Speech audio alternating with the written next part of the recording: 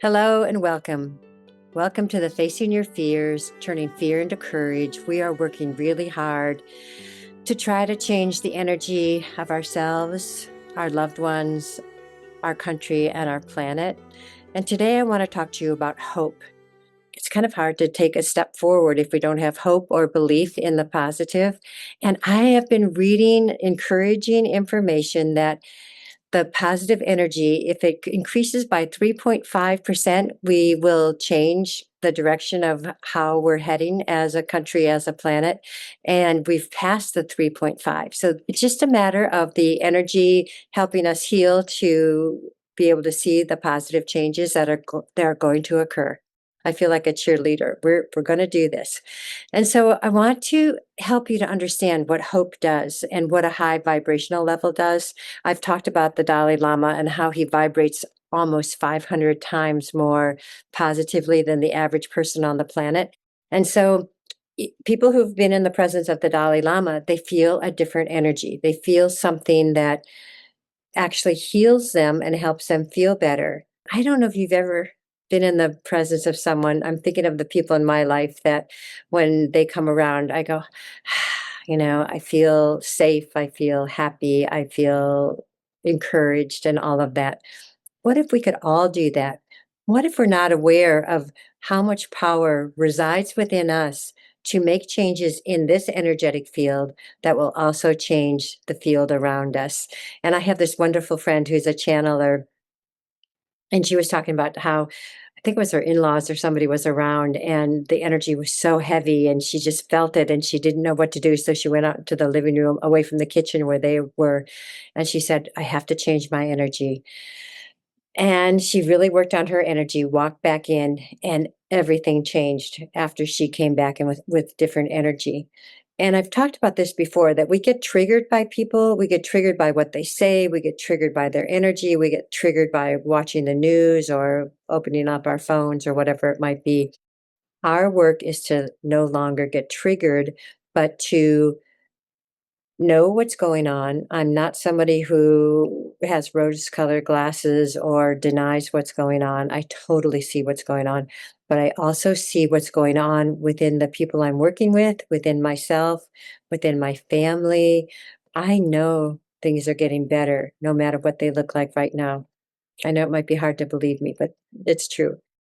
So how do we do that? All right, let's look inside of ourselves and remember, like I said last time, all the things that you've been able to be challenged by, and you're still here. You're here with me in spite of the challenges. That means you're powerful, you're strong, you're resilient, you're determined. Keep in touch with that energy that says, you knock me down, I'll get back up. You knock her down, I'll get her back up and I'll protect her. We're going to need to do that for one another. And we're capable of doing it. I think of Man's Search for Meaning with Victor Frankle and how he was able to observe the people that made it through the awful situations of concentration camps. They had a sense that they were here for a bigger purpose and that they were going to make it through. We're all here for a bigger purpose. I do believe we signed up to come in at a difficult time because we knew that we could handle it or thought we could handle it. I certainly have people saying, I don't think I can handle this, but we're turning that energy around. And if you see that some people are actually thriving at a time times are tough, if anybody is able to stay positive, that means you can do it too.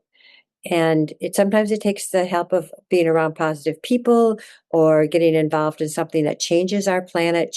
It has an effect on changing people's lives, on helping others. Sometimes it's a matter of what do I have to clear out within myself? And most of us have hurt, sadness, anger, resentments that are still driving our boat. And that's the young kid that maybe was misunderstood or abused in many different ways and didn't deserve any of that. And the people who did that to us were just unaware and struggling themselves. I like that statement where they say, hurt people hurt others. Most of us don't want to hurt anyone else on the planet. Thank goodness most of us don't want to do that.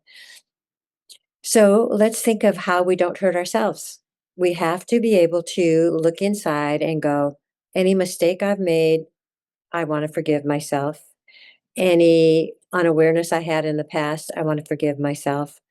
And my intention, my belief is that I can make a positive change in the world and in within myself. So let's set an intention. I talked about this last time, an intention that no matter what comes at you, you'll take it in or feel it or understand that it's being sent at you. And what do I have to do to take one step forward today, this afternoon, tonight, tomorrow morning? And if we wake up with an intention in the morning of, being strong, being healthy, being loving, being kind, I do that in my meditation every day.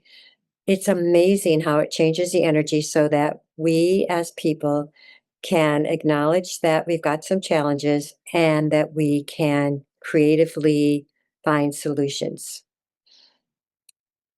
What's a solution you'd like to have for your life? What is something that you'd like to either create, change, put an intention towards in your life? We can do this. Let's think of something that you'd like to create within your life that you can embrace and actually visualize so that you start moving towards it.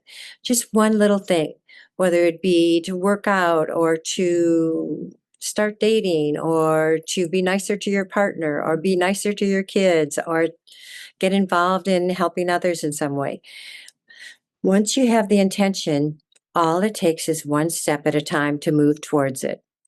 A lot of you know I walked across Spain 10 years ago with a backpack 500 miles, and I went by myself. And there were times when I thought I couldn't do it, but all I had to do is take one step, one step, one step. And all of a sudden, 500 miles, I did it and I loved it. And I think it helped me to understand that it really is where we're at and the one step in front of us. Join me in trying to figure out what your step is and where you're moving towards and what your visualization is for a better world, a better community, a better energetic field within yourself. Whatever it might be, we're going to keep hope. We're going to believe in the power of hope. We're going to just believe. And whatever you believe in, whether it's God, the universe, any kind of spiritual belief, any kind of religious belief, the vibrational level goes up with that. And we want our vibrational level to go up. We want to be like the Dalai Lama that beats at 800 RPMs where the average person does 300.